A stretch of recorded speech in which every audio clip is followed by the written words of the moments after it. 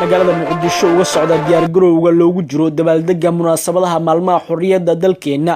ee fooday nagu soo haysa guddiga qaran ee diyaarinta munaasabadahan ayaa wada abaabul xoogan iyo diyaarinta naqshad cusub oo wax badan kaga duwan qaababkii hore loogu dhigi jiray munaasabadahan si shacabka Soomaaliyeed ay wada jir ugu dabaaldegaan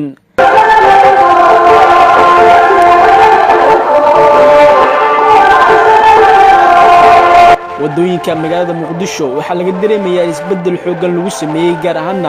goobaha ganacsiga ee ku teedsan hareeraha wadooyinka kuwaas oo dhammaan lagu xiray calanka Jamhuuriyadda Soomaaliya iyo boorar lagu xardhay ama lagu muujinayo erayo ka turjumaya qiimaha maalmahan ay u leeyihiin shacabka Soomaaliyeed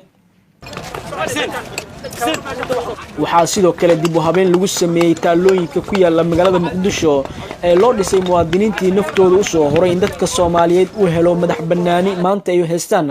waxaana lagu beeray ubaxyo qurux badan nalal midabo kala duwan leh iyo sawirada madaxweynaha sidoo kale waxaa dib u habeen lagu sameeyay si shacabka Soomaaliyeed maalmaha xorriyadda ay ugu dabaaldegaan waqti qurux badan ay ugu qaataan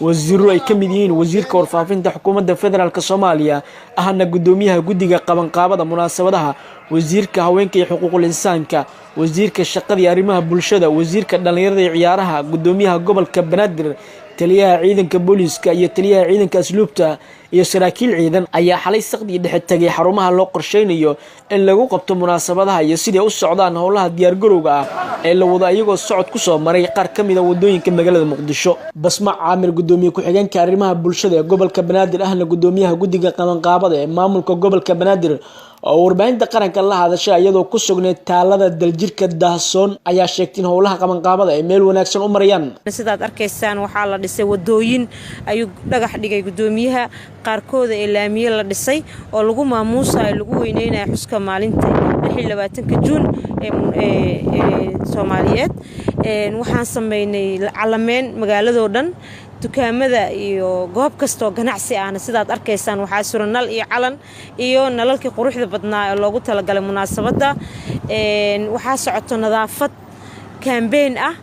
oo magaalada Muqdisho ah dhamaanta degmooyinka gobolka Banaadir ay ka sameynayaan iyo bulshadii isku duuban gawaari lagu xiray codbaahiyaal ay ka daarnaayeen suugaan ka hadlaysay wadaniida iyo wacyigelinta bulshada ayaa gaaf wareegaysa xaafadaha magaalada Muqdisho gudoomiyaha ururka haweenka gobolka Banaadir Jawaahir Baarqab oo warbaahinta qaranka la hadashay ayaa sheegtay in howlaha wacyigelinta ay ka wadaan 17 degmo ee gobolka Banaadir laakiin anagu waxaan sameynaa hadda waa wacyigelintii baraarujintii qurxintii iyo bilicda goobta taas oo uga goleenahay nalaynta magaalada haday noqoto wada jeeda argooyinka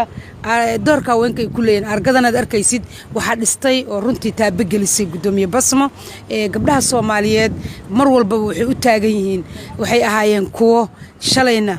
wadagooda xawtaaka xorriyadda ka qayb qaadatay iyo gabdho badan oo Soomaaliyeed sida Gudle Maxamuud iyo haween aad u badan Timir Cukaasho ahayd inay xabsiyada ku dhalaan gabdho badan ayaa loo dilay gabdho badan ayaa dhibaato soo martay waxaan rabnaa marka anagoo taas ka duulayna inaan ka gudubno in la yiraahdo gabdhaha Soomaaliyeed dahabkooda ay gadeen ee cod ahaanna lagu xuso saacado qura ayaa naga xigta dabaaldegga munaasabadaha waxaana tan ugu soo horeyso ay tahay caawa oo ku beegan 26 Juun maalinka gobolada waqooyi ay ka bixeen gumeystii Ingiriiska Abdullahi Maxamuud Amiin Abdullahi Qorshe warbaahinta qaranka magaalada Muqdisho